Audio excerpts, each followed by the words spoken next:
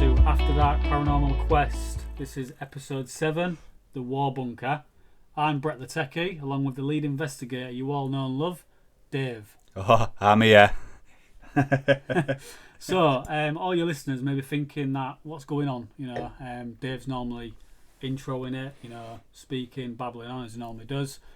He wanted me to step up, do the intro, lead the podcast, so here I am, and this is what I'm doing now. So if I mess up, then please be nice on the feedback, and I hope it goes alright, Dave. Anyway, so I wish there was a camera on you right now, so people could see you and not just hear you. Yeah, I'm very nervous, as you can probably tell, but I might settle down throughout it. So last week the podcast was for the suicide house, which Michelle and Dave went to and investigated themselves, and they got some great evidence. Again, if you're new to the podcast, get on our YouTube channel, give it a watch. There's a few episodes next. We did a few revisits on there, and fantastic. While I'm on that subject, I'm going to briefly go through that, because me and Dave did go revisit. However, it didn't make it onto the channel, which you'll find out as we go through this podcast. Oh, you mean the revisit of Suicide House when me and you did it? No, you weren't about that, yeah. Yeah, Suicide House, yeah. I'm getting mixed up with the Suicide House and the old care home. Sorry, yeah, go ahead. Home, yeah. Sorry, Brett, go on, mate. So, going back to the Suicide House, Dave tried to babble on then, but up front. I can still remember when I can't remember if you texted me or you phoned me and you said, "Oh my days, what a location, we need to go back." I can still remember this plain day about this location, and I think you might have messaged me or your voice messaged me or something on WhatsApp, and we need to go back. We need to go. We need to go back to the suicide house with me because I'd not been. Oh, sorry. Right. Yes. And so at this point, obviously, it'd be the first abandoned place I'd be ever going to. Obviously, you've been going to a few with Michelle. Like when I say abandoned, basically what I mean in my head, abandoned to me is a location that you go to, which is open access. So while you're in this location, anybody else can rock up. So obviously, while you're doing a paranormal investigation, your anxiety and your feelings are all over the shop. I don't know about that, but what do you mean? Because you just said abandoned means anyone can rock up. I know a few landmarks that are looked after by a trust. No, and they're looked after, but they aren't abandoned. They're just I don't mean all. I'm just referring to the suicide house. I'm trying to make a trip up, mate. Go on. I'm just talking about the suicide house. It was my first sort of abandoned location. No one owned it. Yeah. No one maintained it. It was boarded up, and so my anxiety was through the roof just even before we even got there. Because of all those things regarding that. And it's my first experience of going to one of these type of buildings. Yeah, of course. Obviously, previous when we've done locations. We've done like the Grey Street, which is no one lives there, but it's locked up, secure. I won't say maintained, but no, I won't say maintained. You know what I mean, don't you? Yeah, I know what you mean. Go ahead, big man. Yeah, so that was that anyway. But obviously, we'll go there, and then I still remember thinking in my head, we pulled up, got to the location, and I looked. You was nervous from the start. Yeah, I definitely was. But the thing is, though, Brett, what bugs me about you, and I can intervene if you don't mind. No, that's fine. You lie at your back teeth, because every time I say to you, Brett, you're nervous, your body language tells me totally different to what comes out your mouth. So I'm looking at someone who's scared as cats. But then you'll reply, no, I'm all right. So when that curtain dropped in that front room, I was like, boing, I bounced off that carpet. I jumped because it's a noise that was unexpected.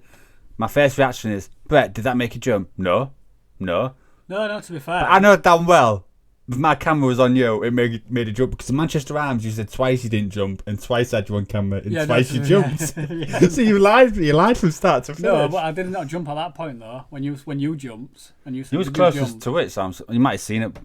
You probably seen it. No, but like you said that, I think, because I was looking everywhere, because everything was kicking off and stuff like that. I think it was just, I was more fixated with that than anything banging or jumping or to make me you just make me giggle from it. Oh, right. It was a fantastic location going back there, though. I missed it. That's the thing. I thoroughly missed it. And sometimes when you do locations and you go into the next one, some random location that you've been to where, yes, the activity was great from start to finish, but always in the back of my mind, man, going back there. Or I've missed certain things of it. And even on the edit, when I did the edit, I even put on the voiceover at the end, I actually felt like the spirits knew me when I walked in because I'd been there 2 or 3 times before. Yeah, you connected with them, and they was aware of you. You was aware of them. Definitely, I did communicate more with yourselves. I think like a friendship type sort of thing. I think so, because if a spirit wants to show themselves to you in any way, shape, or form that they necessarily can at that present time, they must either like you or want to do it for you. I mean, because they don't have to, do they? No. Like you say, it takes that much energy for them to do, even just to spike that EMF meter. I know. And then to do a REM pod or even make one of those motion balls we've got to go off. Because when we test them, you've got to physically touch them quite hard for them to light up. Some of mine now, I think I've got to bounce them off the floor. They're absolutely knackered. I need to replace them all, I think. Go on, Brett. You were saying, mate. See, there we go. He's babbling on. So he's just putting me off track now. But yeah, so we go to the location, and I remember as soon as we pulled up, and I thought, looked at the house. I mean, I'd seen photos, but obviously a photo doesn't do its justice on certain things. So yeah, we pulled into the drive, and I looked, and in my head, I didn't tell Dave, but in my head I was like, oh my god, this just looks like it's something out of a horror movie. And I thought, we need to go in there. So obviously, I asked you, I said, how do we get in then? So you got to go around the back. Right, okay. So, gets all the stuff out, don't we? Starts going around the back. Pitch black. Overgrown to hell. Yeah. Only one pitch black, it was sort of like dusk. So you could see where it was going.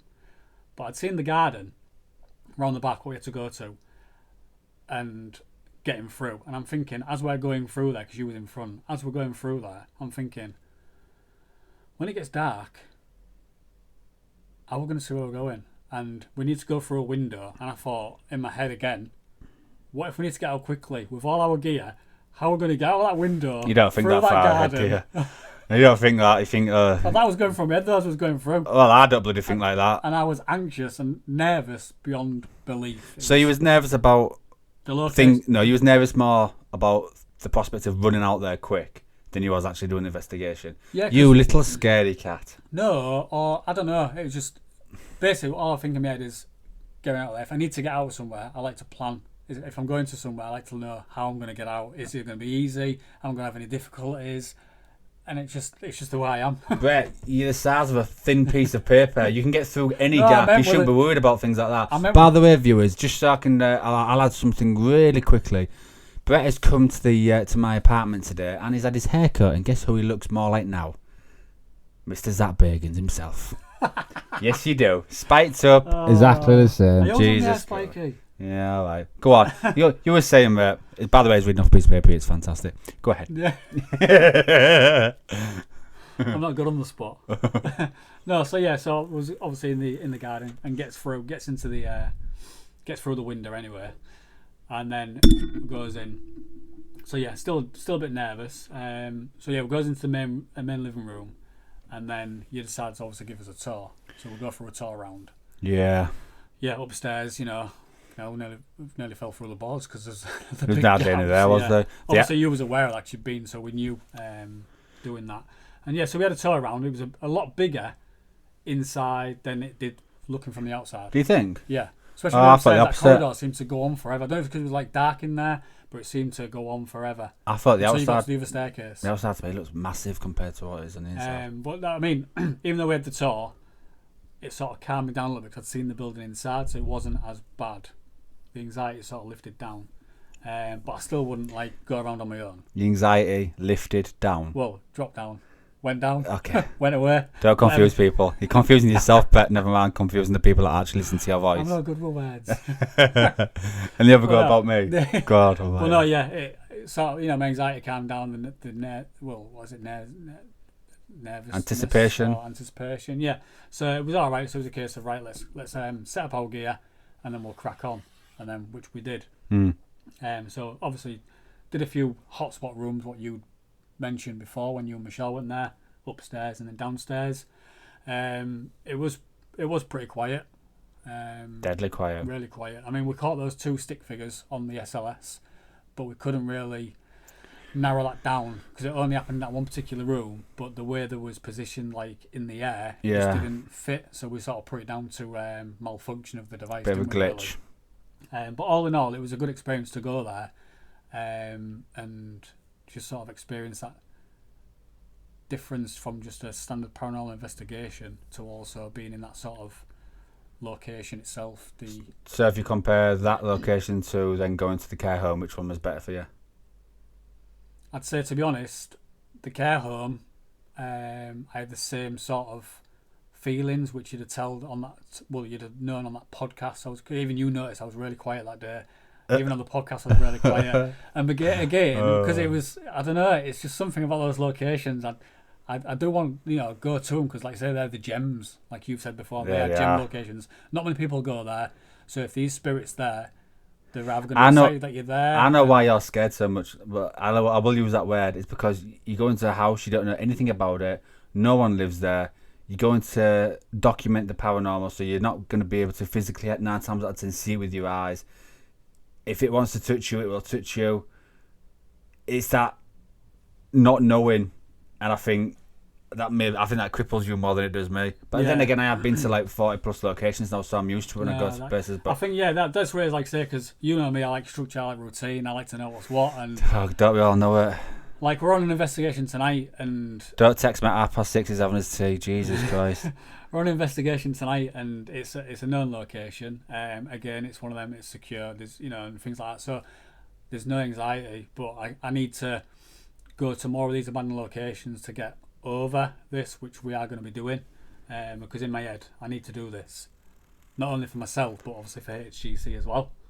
So, but yeah, I just wanted to get that out, and that was my brief encounter with the suicide house. Even though this is not the suicide house episode, it's a war bunker one. You just wanted to put it in there. I did. Well, yeah, I wanted to put my point of view across. Oh, yeah.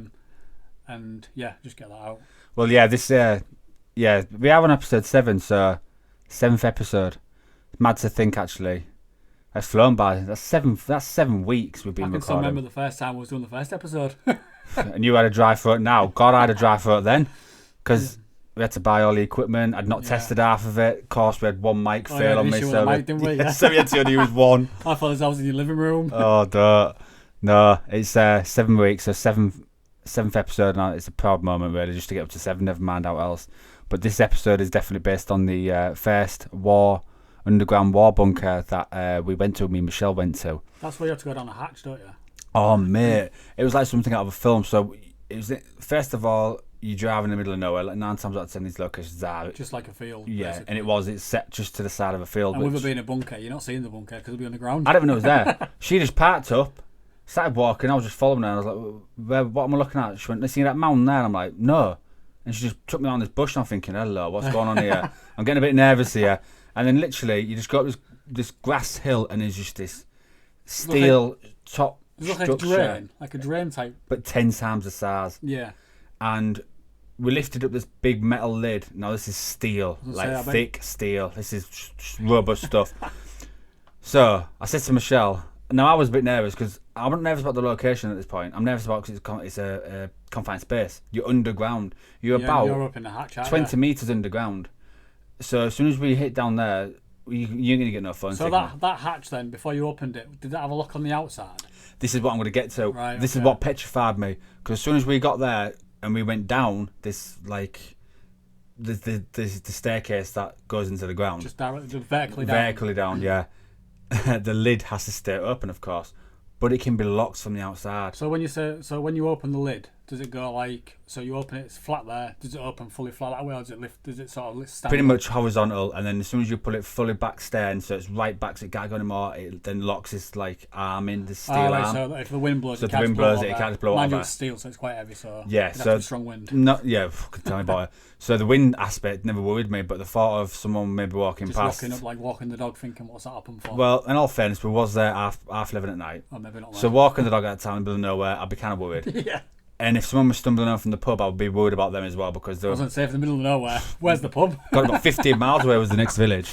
So we managed to get down there, and then I said, Michelle turned around, she went, "Do you want to go first?" I went, No, you go first. And bless her, she went. Obviously, when you look down, it was just pitch black. It was just pitch black. You couldn't see the floor. Oh, just night vision all the way, and torchlight just so we could see where we was going. So Michelle was like, "Oh, go on, then I'll go down first." And bless her, she climbed down, and then she had this expensive phone. I'll never forget it. Did she? She did. Oh my god! And I looked. I was my light that I was on my camera was lighting up the whole thing, so she knew where she could see where she was going. Basically shining down, so Yeah. if she looks down while she's going on, She could see the floor. Yeah. And I can see the floor. Next thing you know, I hear, oh shit, and then all I hear was bang, and I looked down and there's just a broken phone. And I was like, oh my god, that's nearly £800 phone. That is it insured? Oh yeah, it's insured. But come to later find out it wasn't insured. She had to buy a new one. So we always say to each other now when we see each other, that's a massive, expensive investigation. That was not for me, but for her. Yeah. But the thing about this place though is, you go down there and it's only small. I mean, it's probably, I don't know, 20 foot by 20 foot. I was going to say, yeah, bunkers. They're not. It's back small. in the day, then they weren't built like massive, was they? The thing is that I had the original steel bed that was in there. Oh, what you'd sleep in? That you sleep in. The sink, the little cabinet, but even better, that was original to it, was they had little bottles and stuff like that. I don't know, like what they've been drinking. Been took down there, what been took down there years ago. Any like sort of like ventilation, like pipes coming in? Yeah, there's a ventilation shaft, and then there's 2 power cables coming in, but they've been snipped. So that'd been like for maybe a plug socket or something like that. Yeah, so they can charge the mobile phones back in the 60s. So and the concrete walls were, I'm guessing probably about 5 foot thick. It has to be fairly thick because you got. I was going to say for the impact of tonnage of soil above your head to hold up as well. So it was literally just a big concrete box. And when you went down there, my anticipation and my close-knit proximity areas, I felt uneasy from the start. So before you went down there then and actually got to the floor of this bunker, in your head did you think that the bunker would be bigger than it was when you got down there? I didn't know what to expect. I mean, I'd seen a few photos previously before we even got down there, but a photo, yes, it can paint 10,000 words, but to judge the size of it just from a photo, sometimes you might actually go to the location, actually it might be a tiny bit bigger than what you think. Yeah, it's like when you have landlords when renting properties. Yeah. You think, oh, that room looks massive. You go there, it's like small as ours. Yeah, because what they've done is they've gone to the farthest corner with a phone. Look at like Spider-Man. It took a picture, so it looked massive. Yeah. No, it was. We got down there. It was small, and there was chairs and stuff like that had been left there from when it was operational. I think this was operational through the first. No, this was operational for the Second World War. It wasn't operational for the First World War. And I found that out later by checking through history properly when I was more intrigued about it after I'd done the location. So it'd been for one of them at least, and it was a lookout post. And I don't think that area was hit by the Germans either on the Second World War. I don't think it was. So I don't think there was many casualties. But we did get activity down there. Now, bearing in mind, you're 20 feet underground. You ain't going to get no signal of any way, shape or form from anything. And we did get cat ball action. It was getting EMFs continuously during the full 2 hours was down there. And then I remember asking out one of the questions. I can't remember the question was on the top of my head now. Have you seen the episode? Yeah, but it was a while ago though. Yeah, it was a while ago. I asked out when that girl came through, didn't she? And I can't remember what she replied now. But it was a Class B response. You had vocal tone, you could hear her voice. Again, this episode's on the channel. So of course, on the channel. Well. I should have really watched it before I came on, but yeah, it was getting EVPs coming through. It was a fairly decent 2 hours down there, and I enjoyed it. It's a different kind of location at a bunker. I mean, because when I was younger, I was always interested in the war. I remember getting you could just get those weekly magazines. What do you buy them? Yeah. You bought the weekly war magazines? Yeah. Do you remember them? Where you got different things, you got like different like bonus things with them. Like I got one magazine. I got a ration book, and I remember taking it to my grandma's, and then what? And she filled it in. No, it was all filled in. And I remember taking this magazine to my grandma's because she was in the war. She was only a young girl, I think, in the war. With a ration book, because I was real chuffed with this ration book. So I was proper into the war. I was, one of them people at that point. I was just so interested in it. And then she went upstairs and she got a box and she brought a ration book down. And I was amazed. It looks exactly, identical to hers. And then she told me all these stories. And I don't know. You got old newspapers. I mean, I didn't keep up with the weekly things. I remember I had 5 magazines, but and they weren't exactly cheap either. No. I think back in that day, I mean, minimum wage would have been a lot less than it is now. God, I remember I was working as a butcher in my spare time on my 6 weeks holiday, and I was getting paid £25. That was at Whiteheads. Yeah, I remember that. That was my job when I gave it to you. You did. £125 and I was doing like Oh yeah, we thought it was rich, didn't we? After that, 8 hours working. yeah, I was on a Saturday. I was aching. Eight till five. During the summer holidays, I was working Monday to Friday, Yeah, 'cause I used to just do a Saturday, which was by the law, against the law back then. Oh yeah, Because I was like 15, Yeah. 16, so I shouldn't have been working anyway. And it was cash in hand, and I was Yeah. getting over. I remember one time she gave me £125, and I swear I was doing cartwheels when I left that place. that's it. At that point, when you're that age, 125 quid. And they gave you a big bag of sweets as well. Yeah. They say, "Oh, pick what you want." And I was like, Yeah. "Yep." Oh, brilliant, fantastic. That's not the episode though, but yeah, No. that's just memories that came back. Reminiscing. It is, but this. I mean, like we are just saying. Then I've been interested in the war scenario. That's why we did Binbrook. I mean, that was a location we went to pure to the fact is because it's got a lot of history, steeped history regarding the war, and it had to be investigated. Exactly the same with this bunker. I've never done one before, so it was a first for me. But being down there was no power at all, and we were still getting activity, and we was getting a woman's voice through, because back when this was operational, it wasn't just men that were down there, it was women as well. Men and women did the same thing, because all I was doing is a lookout point. There was looking out of the water for any planes that were coming across, because they didn't have the technology that they have like now. Oh yeah, like the radar technology and things like so that. the first point of contact would be when the so somebody could be in planes there come for over like a good the few coast. days, Oh, sleeping down there. Mate, there was Maybe there for weeks. months. Yeah, months. Yeah. Depending on how long the war was, they'd been there weeks, maybe a couple of months, and they lived like that. But we was getting EVPs for when one of them was definitely a clear woman. You have to watch the episode. I do apologise. I've not watched it in about 8 months, 9 months even. So I can't remember what the actual woman said, but she did reply to my question, and it was a just really good detailed reply. It's exactly what I wanted to hear. Fitted what you was asking. It fitted exactly what I was asking. I actually enjoyed it from start to finish. Really, it was a nice location to go to.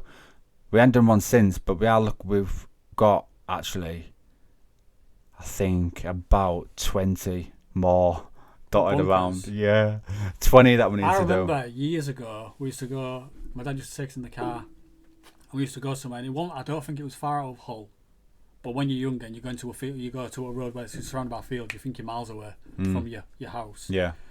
And I remember we stopped off at a bunker, but it wasn't a bunker what's underground. It's like, built like, a bit like Wheeler's bunker. Yeah. Wheeler Primary School.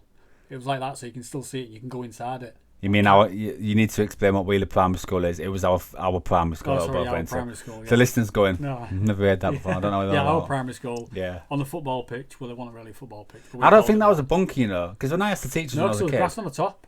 I asked the teachers and they said no, it was built to put PE stuff in. Because when they opened the doors, they had trampolines and stuff like that, and rugby stuff and all that. Yeah, but it could have changed by then, though. Mind you, though, what was those things for, though? What, at the side? The alcoves. Yeah. I never asked them that, but in all fairness, why would they have anything war-wise to protect us above ground level? Because if that school were to get hit, that would get hit. How I think of a bunker is if it's not underground and it's above ground, the top's going to be grass, so when a plane goes over, it blends in with the field, so it's camouflaged. But they're still going to try and, if they were to bomb the Wheeler Primary School. No, because we wouldn't have been there then, would it? It might not have been there. Of course it's going to be in there, because they built at the same time. No. Yeah, they are going to build a shelter. It's not even a shelter. We'll look into this and try and find out. It's not a shelter. It's not. They would not put a shelter above ground. This is impossible. And the reason why there's grass on top of there, these because air raid shelters above ground.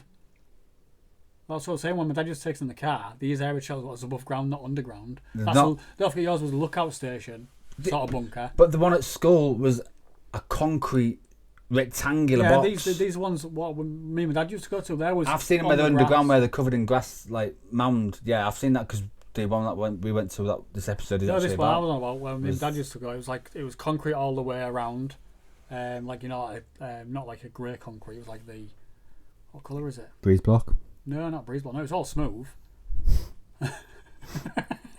But anyway, yeah, it was above ground, and you could walk in.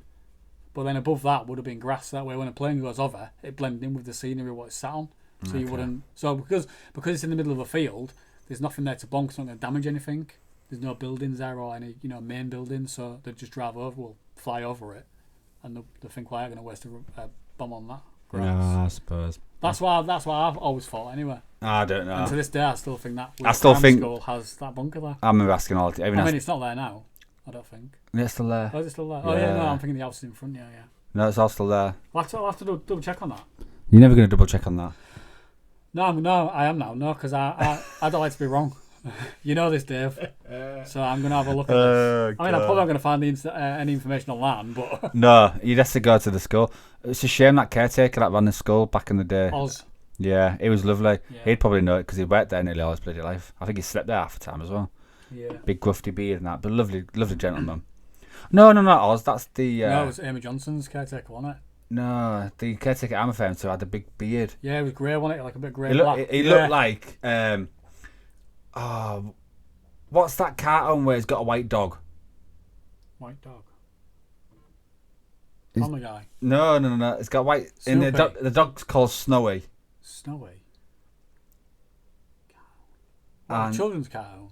It's like a cartoon thing, yeah. And Tintin. Tintin? He didn't like Tintin. No, listen. Oh. Tintin had like a... War. Oh, yeah. I know, yeah, with a beard. That's what he looked like. Yes. Yeah. Finally got there in the end. I know you're right now. Yeah, I can just It's a visit paranormal podcast. We're talking about primary school and our caretaker. No, it wasn't about bunkers. Yes, okay. We did go from one to another. But this bunker is brilliant. And we have got a good 15, 20 plus other war locations that we still need to do amongst others. Yeah, we should do, really. I mean, me and Michelle visited one when we went to our last location. And we had a walk around. What they've done is they've changed half of the outbuildings now to airsoft. Oh, right, yeah. So you go in there, it's all airsoft stuff, like. And then Michelle didn't tell me this, and she likes to really piss me off sometimes. Walk through these buildings, and what they've done is they put like the stuffed pillows and that to make them like shaped like a human. Put clothes on them. So picture this. You didn't know. I didn't know this. And then one of them hanging on a noose off the main beam, and I'm walking through these double barn doors. Oh, I wish I was there. And I bounced back and went, whoa, what the effing is that? And she went, what's the matter with you? So I said, what, that? And I put the torch on it as a fucking mannequin thing. Oh, it was scary as hell. I would have had your life if I was there and you would have She laughed, but I didn't find it funny. And then we went on the corner, and they did exactly the same thing, but I had blood all over it. I was like, why have that in airsoft? You're firing rubber bullets or plastic bullets. Why put a picture of a mannequin there with blood all over it? That's to throw people off, isn't it? You're too busy trying to shoot the next kid in the forehead. No, but as you're going into that room, you think, oh, there's a guy there, and so shooting, it's like, oh, no, it's a dummy. Mate, it was 15 foot in the air, hanging off a beam. Yeah, you might think someone just like got some... Oh, you've always got antsy, you haven't you? But walking through that pitch black, and I'm just reliant on my torchlight, and I'm seeing that twice. And the first time it catches me out, I was like, oh, I can't bother with this. But we did walk around there to check it, to scope it out, just for a potential investigation. Yeah. But we didn't get no feelings. The buildings that were left there were literally just storage buildings there, and just nothing of anything substantial. So we had a quick talk and a quick look around, like at 10 o'clock at night in pitch black, and it's in the middle of a forest. Is it? Yeah. So I'm walking back to the car, and this forest has got them, the blackbirds. Oh, yeah. The little twats, aren't they? Yeah. And if you shine your torchlight on the top of a tree and a blackbird catches it in the eye, they start fluttering everywhere, don't they? Yeah. Oh, the amount of times I was jumping out my skin. And I kept saying to her, I was walking down this long, dark, pitch black, like a farm track, but just... Oh, like with mud and where... Yeah, but of course dry mud, and it had like a deep embankment to the left-hand side. And I'm hearing all these noises in this forest, which is right next to me as I'm walking. And these birds are just jumping out because of my torchlight. And I said to her, do you know if something shadow-wise came out and ran now? Yeah. I wouldn't give a fuck about I would be gone. I'd be running like crazy. Because it's... You don't know, you might just stand there and freeze. Oh, sometimes I do that, and I've been petrified that much, but I think it's a human... Because you always go for your head, don't you? Oh, if this happened, what would I do? I'd probably run. You'd always say that, but then you don't know. You don't know till it happens. Your brain can't process what's just happened. You might just stand there. But because we went to this forest and I was talking to her on the way back, we definitely do need to do just the forest. There's a couple of Dolby Forest, Beaming Forest, That Sherwood one. I'd love to sleep in one overnight. Alright, calm down. That's Blair Witch sort of stuff. I still love that film. Where's Dave gone? I don't know where he is. And we'll go to like an abandoned. He's just there in the corner. I remember when I was at school and internet was just coming out. Oh, yeah. Do you remember? We had a big RT room, didn't we? PlayStation.com. Everyone was on that. Or Game Revolution for the cheats. I used to play poker online, like the game in like that pinball game. Oh yeah. Ding ding ding ding ding ding ding. Yeah, that's what pinball is. Yeah, pinball. Yeah. Pinball. Yeah. I was playing that. I used to play that all the time, and then internet was slowly coming out, and I remember basically I was just saying. How old he is? Well, no, you're similar age, aren't you? There's only a difference. Yeah. And I used to love school. I just absolutely used to love school, and then I just love RT. I really did. and then because the internet was so new then to us, we've God, been brought up with the technology. When I speak to my mum about things like this, or if I ever, it'll go for one. You know, she just actually opened up a Facebook account. But you've got to think though as well, when that LRC opened in Amy Johnson's school, obviously they spent loads of money, didn't they? They opened up all the classrooms. Yeah, but we was what 12, maybe I think 11 or 12. So we'd gone like all the years without no internet. We weren't even a thing. You didn't even think of it. You just did your own things, playing out and things like that. That comes about and that's it. And look at it now. It's kids nowadays. It's just one of them things. Kids nowadays. They rely on it though. They do. So do we. My two children, literally, if the router goes off or it's slow internet, that's it. Well, War 3 in my house. It's like it's not my fault. It's K-Com. That's our provider, by the way. Yeah, we have our own provider. Yeah. No, it's just brings back memories of school. I used to love school. I'm the only person I think that never missed a single day of school. Even when I was sick, I used to drop my ass in. No, I didn't miss a day. I broke my wrist at rugby, and I had to go home at like dinner time, like 12 or something like that. But I just went home and played PlayStation, but I played it with my other hand. Yeah. So I had a flop. You ever seen Deadpool? Yeah. Where his wrist is like that. It's wobbling. It's just wobbling and like it's just funny film. I was literally one of my wrists was just floppy. And I had to bandage it up, and then the other one was good enough to play the PlayStation for. So about 3 days, I just played the PlayStation and being off school.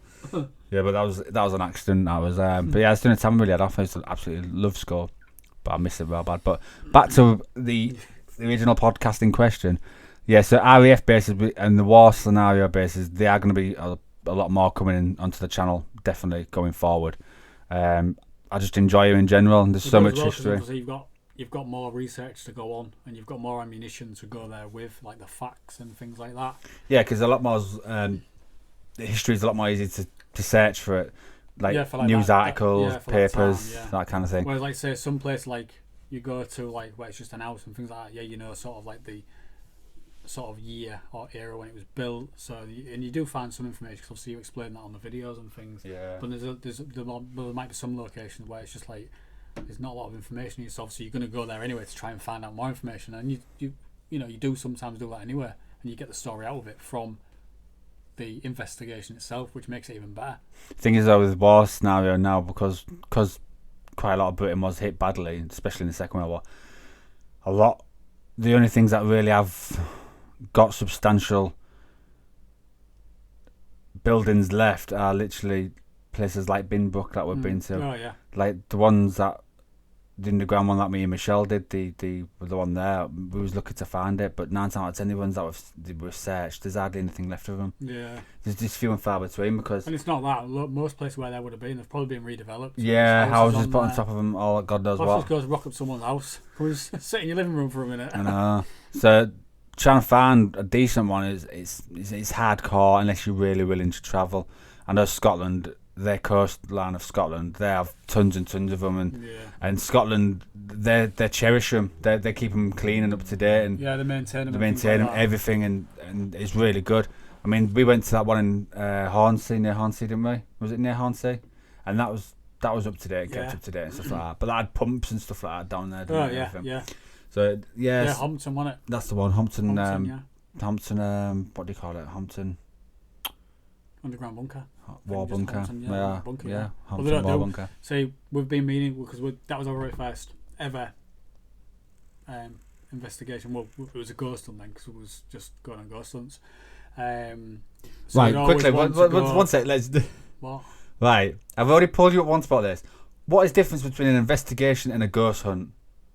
You sound more professional in an investigation. No. So why are you saying ghost hunt? Because at the point, at that time, what I'm trying to explain is when we went to. We still were doing what we're doing now, but with just no technology. No, but when we went to Hompton though, we was saying to people at work, "Oh, you're off on a ghost hunt tonight." We didn't say, "Oh, you're off on a paranormal investigation tonight." That word didn't even come to our minds.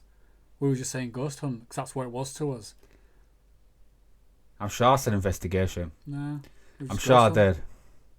I can't remember, it was that long ago, but I'm anyway, sure I did. Ghost hunt. Speaking of ghost hunt. Hang on a minute, I was speaking. No one said. Have you seen the new Ghost Adventures? No. It's bad. To be fair. It's a dull one. And it's bad. To be fair, I've seen the last 2. I've seen all up to this one. But then because I watched the first one. I was saying to Daniel, I was like, oh yeah, there's a female in it now, and so when I watched it, I was like, oh, Dave's got it wrong. They're not actually part of the team. They just got brought in for that experiment. No, she's in this one again. The female. Yeah, she's a camera woman. Yeah, but on the second one after that first episode, she wasn't in that one when they went to that house. Oh no, she wasn't. But she was behind the camera. Oh yeah, she's part of the team. Yeah, because Bill Tolley, not Bill Tolley, the other one. I can't remember his name. Bill. It's Bill anyway, isn't it? No. It was on in front of the camera now. Yeah. He's in front of the camera, so he needs to be someone to go behind, and that's where she comes in. Yeah, because he's more of an investigator now, isn't he? Yeah, this Doll one I watched it this morning. I completely forgot about it. I mean, how the hell can I forget about it? Well, I was going to watch it on Thursday because it come out, but I was like, oh, we'll leave it because we're going to probably watch it tomorrow, I reckon. But the Sunday, you'll watch it on Sunday? Yeah. We're not watch it tonight. I bet you do. Yeah, we're not watching on Sunday. You won't do it. We do. You won't. I'm busy, I'm doing something. Well, I saying that. Busy watching that. I forgot. I mean, I watched it this morning when I actually remembered. And my Discovery's playing up as well. Again. It lets me watch it on my phone. That's fine. But then you still get an error on your Sky again. But when I go on my Sky, it's just saying, can you register Link back again? Link back up again. Mine did that, to be fair, a few weeks ago again, so I did it. And then as I went to the website and logged in, as soon as I logged into the Discovery site on my phone, it auto-logged straight on the Sky. Oh, well, that's done, man. Nothing then. I need to sort mine out. You sure that is your last time, didn't you? Yeah. And then we got back in last time, and then I was doing it again. And I must admit, I just watched it on my phone this time. I didn't mind it, but yeah, this Doll one, it's just... It's weird. I don't know what avenue they're going in now because... I'm thinking that though, since this new season will have started, I don't know where they're going with this because... It travelled in a plastic car. You know, like Barbie doll car. Yeah, what? Zach did? Yeah. Oh, God. And I'm like, what's that got to do with dolls? That's got to be something to do with the Discovery saying, oh, look, we need to... And he acted. He had 3 people stood on the side of the road and he got out of his car and he gave him these car keys, said, oh, can you look after it? And he gave him like a $10 bill and said, oh, keep an eye on it for me. And I'm thinking, what the effing hell am I watching here? Is it Home and Away or Neighbours or what? I don't know.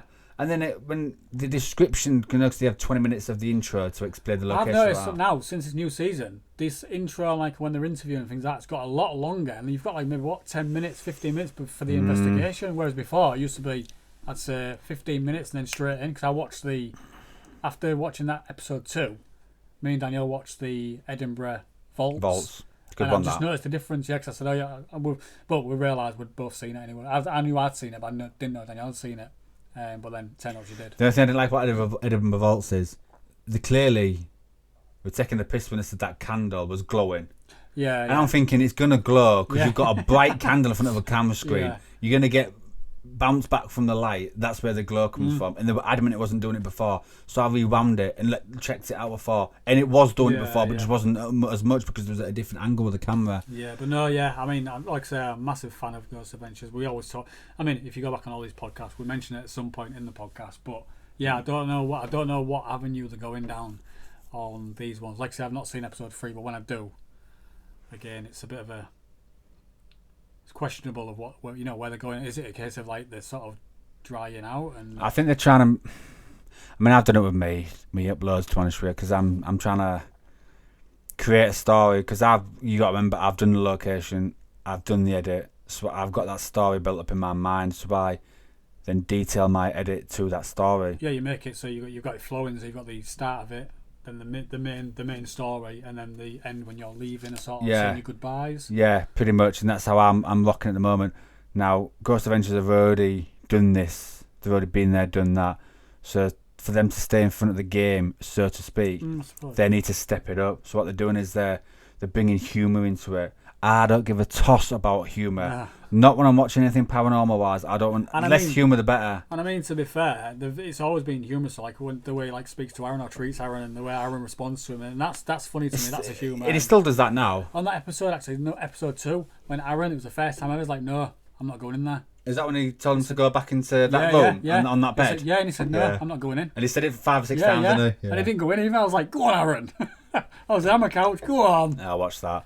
No, it was on this doll one, it was exactly the same. Treats Aaron like a load of crap, but because it's been doing it for so long now, and them two are best mates anyway. I think that's the way they portray each other. It's for the camera, for the camera, but it's just. I think it is for the camera. Yeah. It's stuck a long while. And you've always got to have that one who's pulling the strings, and the other person, just like you and me, you pull the strings, and I just sort of move my arms. If anyone's seen behind this facade that friggin' Brett's got here, there's no strings attached to Brett. He's got a mind of his own.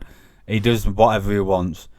But going back to what we was originally talking about, though, I must admit, yeah, that's why I've been editing my edits to a different standard now, because, like I was just previously saying, I've gone through every inch, nut and cranny of that edit. Yeah.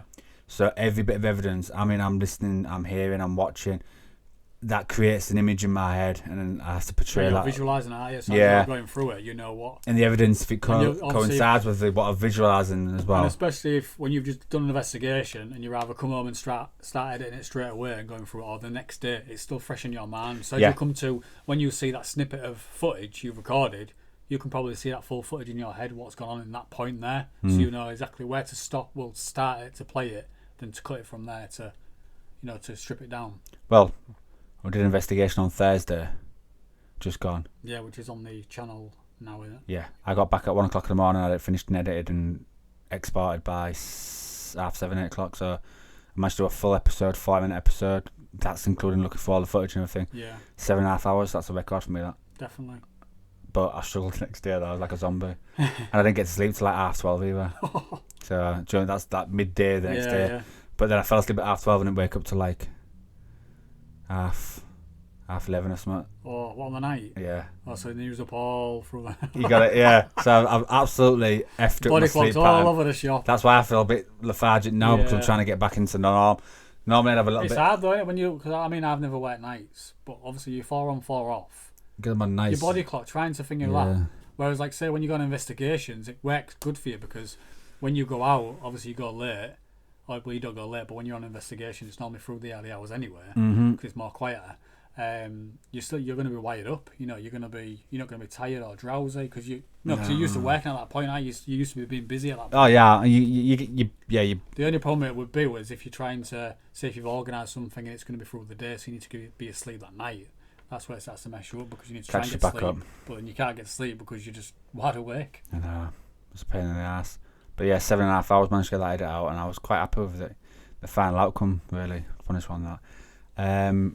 I think a couple of episodes back, someone mentioned about a merchandise possibility of buying something from us regarding either a hoodie, t-shirt, a cup, or something. I don't know, whatever. Something with HGC on. Yeah, that's what I'm trying to think of. That is pretty much 85% done, and it's literally online now. So if you go on the About section on our YouTube channel, there will be a link in there to the merch store. Click on that, have a look around, have a look and see what you think, basically.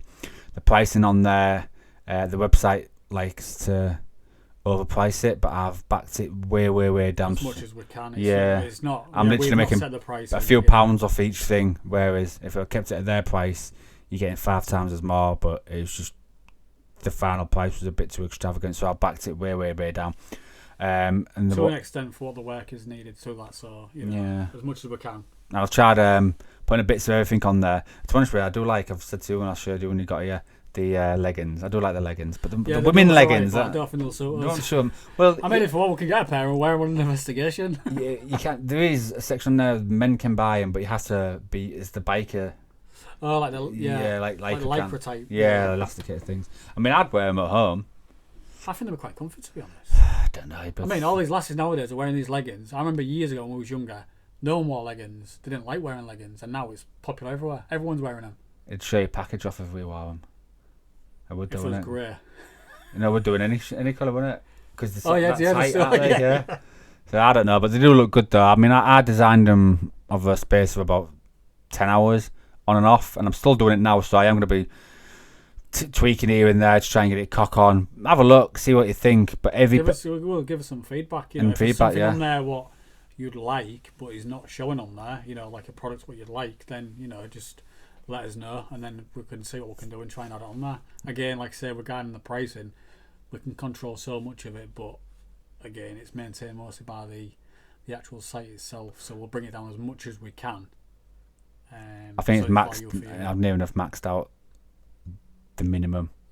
If that makes sense, I've gone down to the minimum. Yeah. So like you say, on some products you might be getting like £1 profit off that. But I mean, again, we've always said we're not about profit. I mean, yeah, it's nice to have a little bit of money coming back to us. But like I say, see what you think, and then.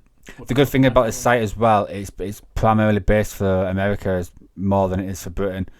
So, and the shipping will be longer, won't it, for UK? It'll be longer for us, yeah. But for America, it's 1 day shipping. I think I'm sure it said that on the website. So it's pretty good like that. And of course, any purchase that potentially could be made helps HTC pushing us forward. So it's all good and glory, really. I mean, this is like just a starting point for the store side of it. I mean, 6 months to a year's time, we might obviously move the store elsewhere, so we maintain it ourselves, so we can bring the cost right down. But because we're still sort of looking into this avenue, like we've seen that like with our hoodies when we was getting ours for our videos and stuff, they are quite expensive for good quality hoodies. I know. Before you even put any designs on it, they are quite expensive. So trying to get the margins down for the viewers or the followers, it's a tough one, isn't it? It is. I've even looked at the actual material that they use before I went ahead with them. I looked at what material they use, and then I YouTubed it just to see the kind of quality that they use.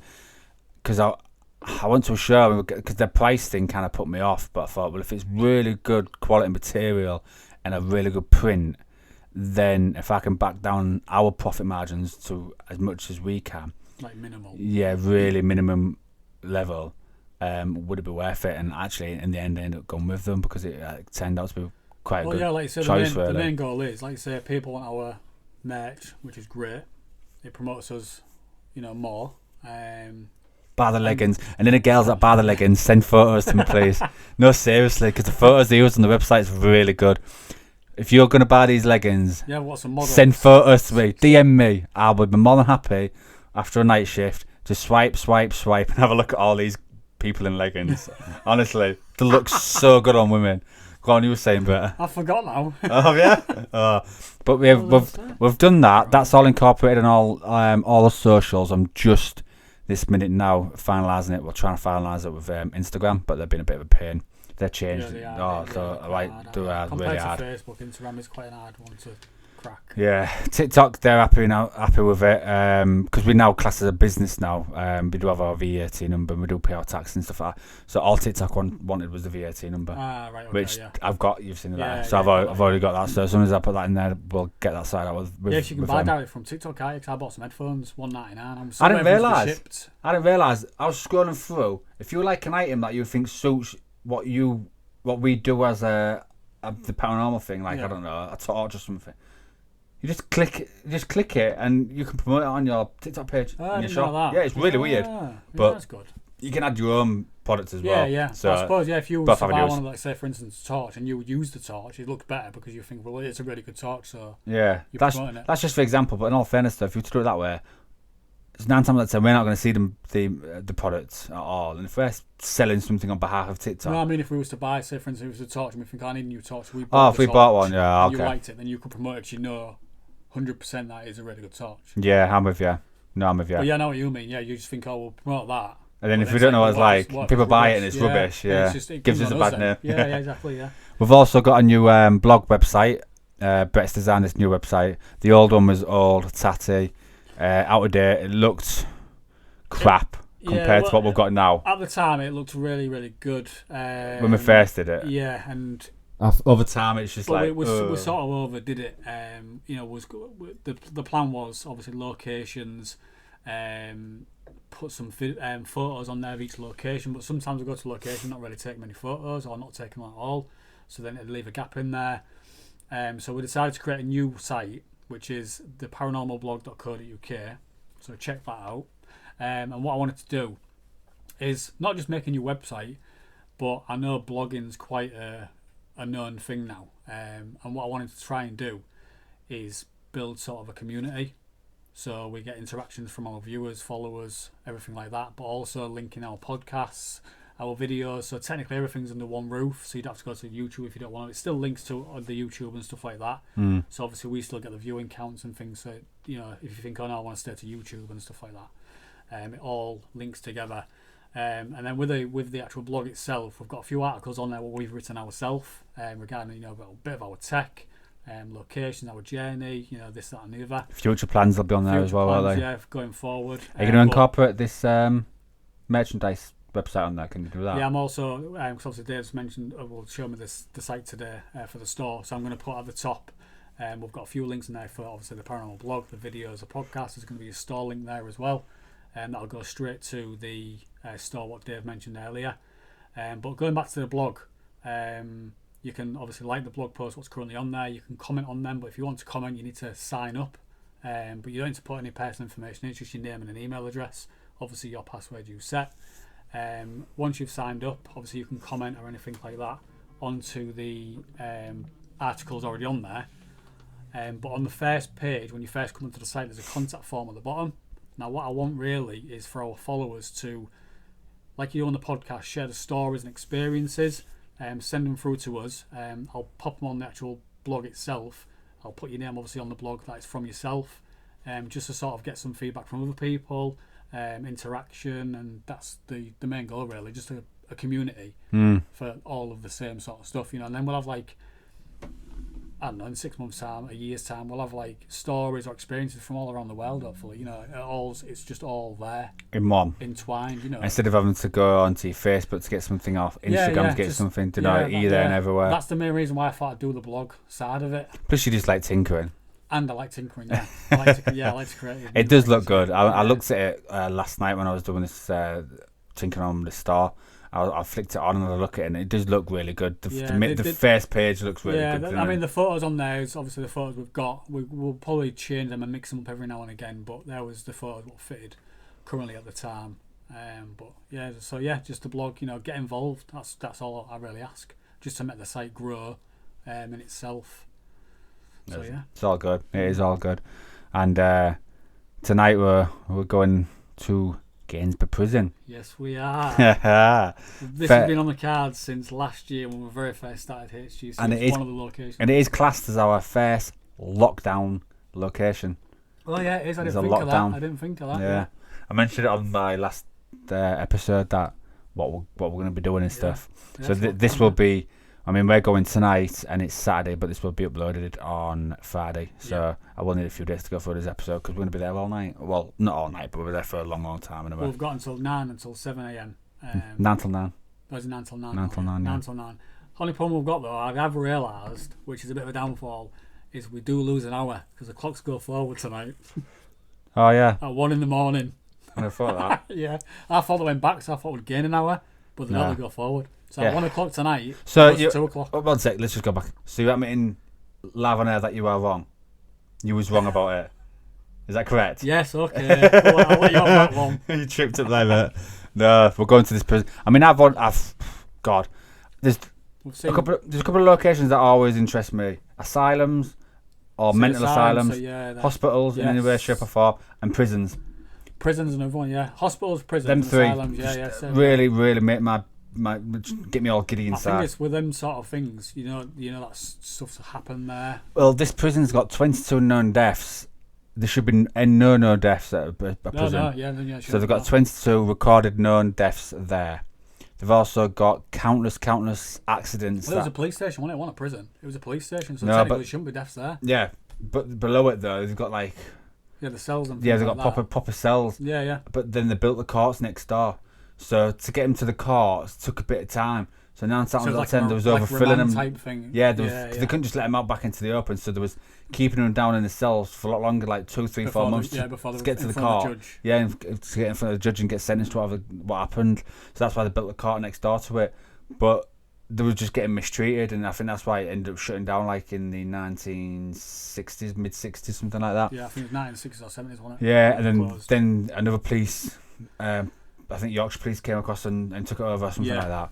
But to have 22 known deaths there and then countless incidents and accidents that have just not been recorded, or if they have been recorded, a lot of information's been missed. Or lost. Yeah, probably. And when you go down there, you can see the inscriptions of prisoners that have been down there, and they've inscribed into the doors and stuff. So either way, I'm looking forward to going to it. Like Brett was just saying not too long ago that we've been looking at trying to get this for over a year. Now we've finally got it, and tonight's going to be the night where we actually do go there. So I do kind of hope it builds up. I mean, I kind of hope it's something happens but I don't like to build myself up for it just in case. That's why I've been saying to myself, because we've done this before. And You've done this before. Yeah, I have, I suppose, as well. I mean, yeah, well, to be fair, yeah, like Dave said, I'm hoping something happens or we get some great footage. But I'm putting that to the back of my mind. I'm just more excited to walk around this location because I've seen it on different paranormal groups and I've wanted to go to this location from what they've seen and what they've found. But because it's just like a type of museum now, obviously the theatre company own it at the top or whatever because they've converted it to like a staging area, aren't they? Still got the chairs and things from the courtroom, but then just like they've got all of like the police history and like say you can still go in the cells and it's still sort of. So I love museums, I love it. So I'm looking forward to that. I'm putting the rest of it to the back of my mind, and then we'll see how it goes. Yeah, definitely. That's one of those, though, isn't it? Yeah, it's one of them. But I mean, but you always find as well. I know it sounds a bit of a cliche, like, but I've always said it. The more quiet it is on the night, the more your technology's picked up. Yeah. So it's just one of those. It's just see how it rolls. I mean, it's only an hour and a bit away from us, so it's not too far away. No. I don't think we'll be there all night because I just don't think I'll be able to handle being there all night. But we're gonna be there for a good period of time, and hopefully, fingers crossed, we do get a mega episode come Friday. So that'll be something to pretty much look forward to. So, is there anything else, Brett, before we keep waffling on? Because we are 55 minutes in, my friend. Not short that for us. I know. Is there anything else you want to add? Like I said, the main thing I wanted to put across was regarding the Paranormal Blog and the interaction side of it. And there will be a charity event in the summer.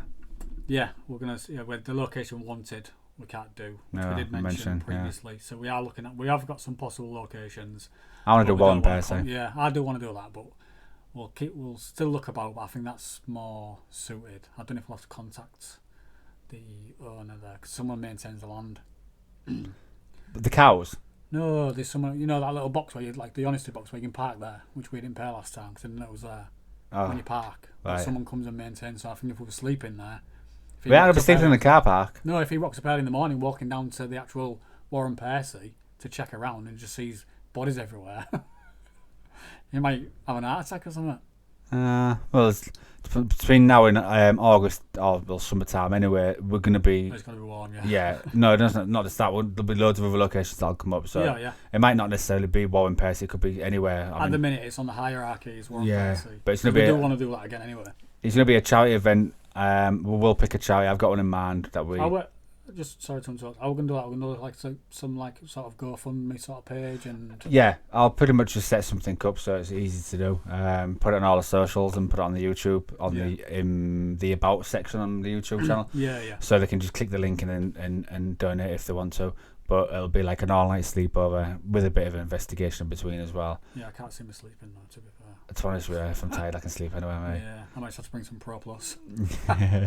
So that's something to definitely look forward to. Is there anything else about this before we go? Is there anything you can think of or that we might have missed? I can't think of anything now. No. You said about the announcement, but obviously that was a store, wasn't it? So yeah, the announcement was a store, yeah. The Paranormal Blog. But no, nothing else. Well, I mean, regarding the tech, I am looking at doing a full spectrum camera. Did you sort it out? I forgot to ask you about this yesterday. Yeah, no, the camera got. I took what needed to be done to it, and it worked. However, the camera itself is one of those cameras where I think they're sort of the first sort of cameras, so it's decent quality in footage, but it's where you put batteries in. Okay. And the batteries I put in, as soon as I turned it on, it just went straight to power. So I want a rechargeable one now, digital camera. Okay. So, but yeah, I know it's in the next coming weeks. Once I've found one, because there's only certain ones where you can make more modern ones now. They're quite hard to convert. So I'm trying to look on eBay and stuff at the minute. You know what I mean? Minimal cost, bigger rewards. Suppose you got a point. Well, no, that's the next piece of tech that we're after is a full spectrum camera.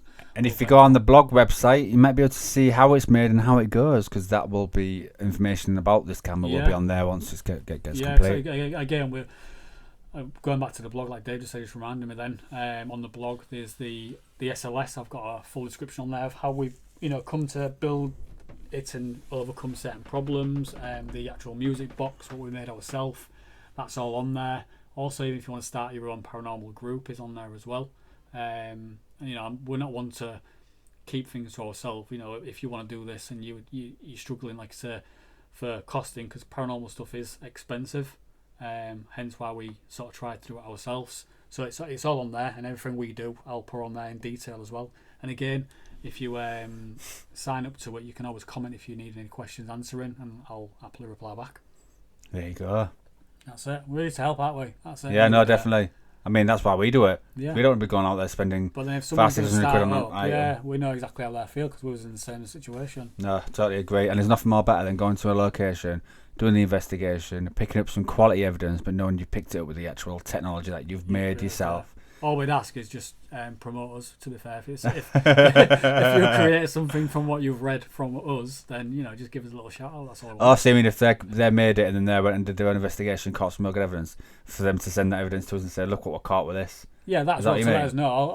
I'll just send us a snippet of them using the stuff, because basically, if they've made something off an article we've put on the blog, and they've made it themselves and they've not cost them a fortune, and and they enjoy using it and they're getting some good stuff, then I want to hear from them saying, oh yeah, it's really good, and just that real bit of praise, and that's it. And it's, like they say, HGC.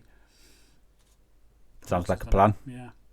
No, that's all right. That sounds like good to me. I don't think there's anything else. No, that's it now. I'm just getting all excited for this location. Well done, Brett. You've done your first podcast. Yeah, I'll let you take the lead. Be kind if you've got any comments. No, it seems to have gone all right. I might do some more, because you've probably noticed as I've got further through, I've gone a bit more sort of calmer and it's more flowing, and I've put my script away. To me. We'll be back next Sunday for the next episode. It will be uploaded round about, I don't know, afternoon time, Sunday. So tune in for that. This has been episode 7. You've listened to HEC After Dark, and it's been a pleasure. So if you've listened this far, thank you very much. Keep your comments coming in as usual on all the socials. We do read every single one of them. Any stories, again, keep popping them in. Also, with the stories, pop them into Dave on the Instagram so we can read them on the podcast, but also Paranormal Blog, if you want them to be published on there, we'll get them on there. And one last thing before I let everyone go on our YouTube channel, click subscribe. It's unreal how many videos are being watched by people on our channel and they're not subscribed yet. It doesn't take much, but it means a lot more to us if you do it. It helps us so much more. And if you do watch a video and you do like it, click the like button. I know it sounds stupid, but it's the algorithm of YouTube pick it up. And not that, if you don't like the video, give it a dislike. It's people do. Yeah, that's what I mean. And to give it a dislike, it's not a case of we just want you to like it. If there's something on that video you don't like, or you don't like the actual video, the location, whatever, give it a dislike, and then maybe give it a comment of why you've disliked, and it helps us out, essentially. Another thing as well, YouTube have just integrated it as of this morning. There is a clip section. So if you watch one of our videos and you like the evidence that you've seen, you can clip that section out, drag and drop it, and put it on any of your socials to yourself.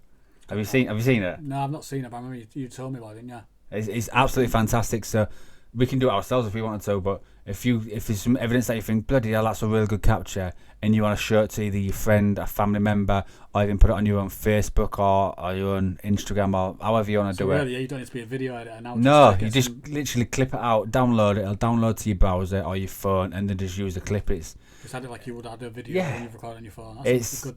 It's really good. I mean, I came across it this morning. I thought, wow, that's really good. Surprised I've only just done it now. I should have done it a long time ago, but I've only just got around to it. So yeah, you can do that. But other than that, keep the support coming in. It just means a lot. It really does, and I really do appreciate every single one of you. Hopefully, you tune in next week for episode 8. Fingers crossed. And we will speak to you next Sunday. Thank you. Ciao. Bye.